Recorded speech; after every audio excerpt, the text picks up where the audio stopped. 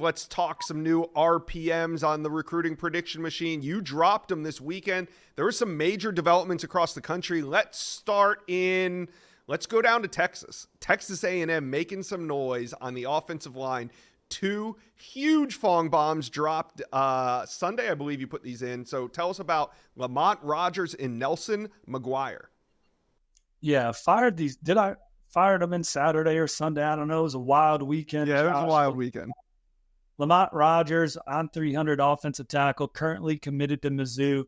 Mike Elko and company couldn't have been happier to have him back in College Station. They have the number 9 recruiting class in the country. Offensive line is a big point of emphasis moving forward as they try and continue to build this program up into championship caliber. 5 straight wins. This is Lamont Rogers' second time at Texas A&M this fall. Talking to several sources with knowledge of that recruitment, I like the way it's trending for Texas A&M. Now you have SMU, Oklahoma, a couple other programs battling, but I like where they stand with the Mizzou commit. It was timely to smash Mizzou with Lamont Rogers in the stands, and my predictions with the Aggies. And then Nelson Maguire is a fellow on 300 recruit in state. He stayed overnight, stayed into Sunday, had a great trip, loves the environment, the vibe he gets around the staff, the feel of the 12th man, being inside Kyle Field.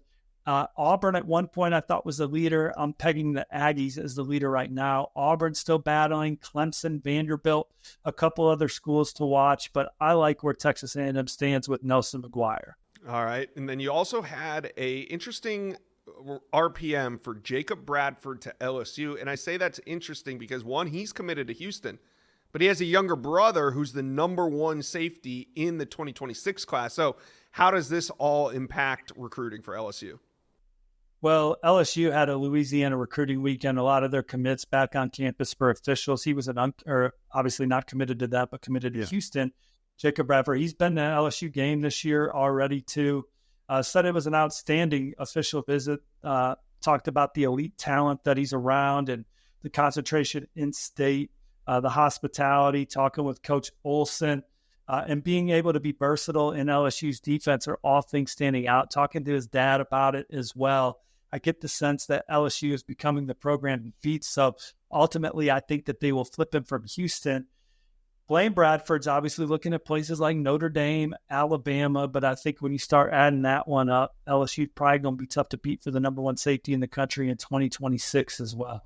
All right, let's talk some Vanderbilt recruiting. I think this is going to be the first time on the Wiltfong Whip Around that we talk Vanderbilt recruiting, maybe the first time on the On3 Recruits channel, but Vandy, they are out and trying to take care of they are trying to capitalize on some of the momentum they have from beating Alabama at home. You got 4-star linebacker Austin Howard, RPM to Vandy. Who else? Yeah, and he's a Mississippi State commit. I'm hearing that really started trending hard towards Vanderbilt, not this past weekend with the Alabama game, but the weekend before with the narrow loss to Missouri. Vanderbilt's had some heartbreakers this year to finally bust through, topple Alabama. Huge magnitude perhaps on the recruiting trail. Donovan Starr is a 4-star cornerback committed to Auburn. Alabama went and saw him play on Thursday, offered him a scholarship.